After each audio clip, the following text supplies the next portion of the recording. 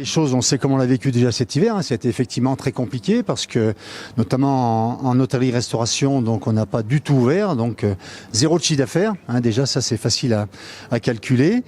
Donc là, ça a été très compliqué. Après, sur l'été, voilà, on espère quand même qu'on fera un été très fort qui reprendra un petit peu, qui remettra un petit peu de baume au cœur, et puis qu'après on sortira grâce à l'immunité collective, tout doucement, qu'on reviendra à la normale et qu'on pourra reprendre à partir de l'hiver prochain une vie normale. Là, on s'en relèvera grâce aux aides, etc. Même si les aides feront pas tout. Voilà, il y aura évidemment des pertes importantes pour l'ensemble de la montagne, l'économie de la montagne, l'économie de la restauration et de l'hôtellerie également. Alors, en ce qui nous concerne, bien sûr, on est touché comme tous nos camarades. Voilà, à part que on a cette chance.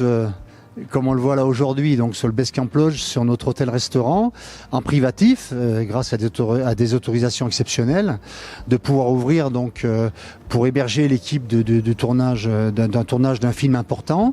Donc réserver l'ensemble de l'hôtel. Voilà, donc on a l'hôtel et puis bien sûr avec tous les gestes de distanciation, on a cette possibilité aussi de pouvoir leur offrir la partie prestation restauration.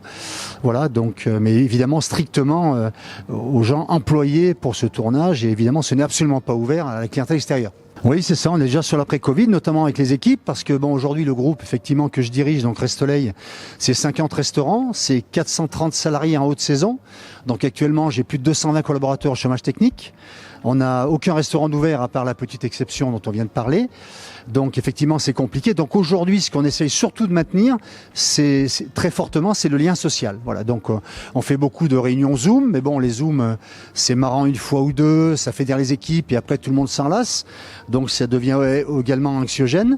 Donc aujourd'hui, on prépare tout simplement. Donc on va mettre beaucoup plus de budget que d'habitude sur les formations, les incentives, mais des formations qui vont plutôt se diriger vers un travail psychologique, vers le bien-être. Pour que les gens retrouvent, les aider à retrouver très rapidement donc une vraie joie de vivre. Voilà. Puis après la joie de vivre, je pense que mécaniquement dans des métiers où on a affaire à des gens en général très dynamiques dans la restauration, elle va revenir naturellement quand ils pourront vraiment en découdre et reprendre leur travail, quoi. Voilà. Mais vraiment le plus important pour garder ça, c'est travailler fortement sur la formation à la reprise. Voilà. Parler avec les équipes, parler beaucoup avec les gens parce que tout le monde va revenir un petit peu abîmé psychologiquement. Nous, on a une palette très large. On est beaucoup sur le tourisme loisir. On a des restaurants d'hôtel, de résidence, des brasseries, des restaurants de camping également. Donc sur cette première phase notamment qui est l'utilisation des terrasses, certains de mes établissements, effectivement, ça va présenter un intérêt. Donc sur les campings notamment, on va pouvoir ouvrir nos snacks, on va pouvoir ouvrir le restaurant de plage aussi éventuellement. Alors bien sûr uniquement par beau temps, donc on fera pas un chiffre d'affaires normal, mais c'est déjà pas mal.